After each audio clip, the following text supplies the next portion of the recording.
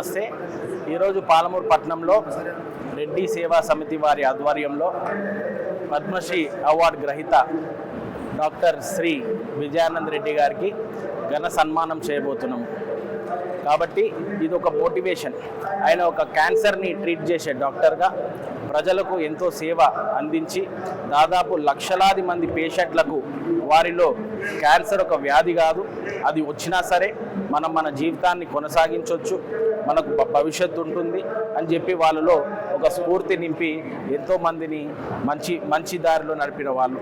తన యొక్క నైపుణ్యంతో, వారి యొక్క స్కిల్స్ తోటి ఎన్నో service, dedication, motto, morality and patience తోటి ముందుగా ఈ యొక్క గొప్ప అవార్డు, దేశంలోనే 4th సివిలియన్ అవార్డుగా ఆయనకి అవార్డు ద్రౌపది ముర్ము గారు, రాష్ట్రపతి గారు ఇవ్వడం జరిగింది. వీరు ఒక పాలమూరు బిడ్డగా మనందరికీ పరిచయాలుగా పాలమూరుకి ఒక మంచి పేరు తెచ్చినందుకు, తెలంగాణకు ఒక మంచి పేరు తెచ్చినందుకు, వారి యొక్క బాటలో ఎంతోమంది యువకులు కానీ రాబోయే తరం కానీ మంచి ఆశయాలను చేసి ఎన్నో మంచి గొప్ప సాధించాలని చెప్పి కోరుతున్నాము.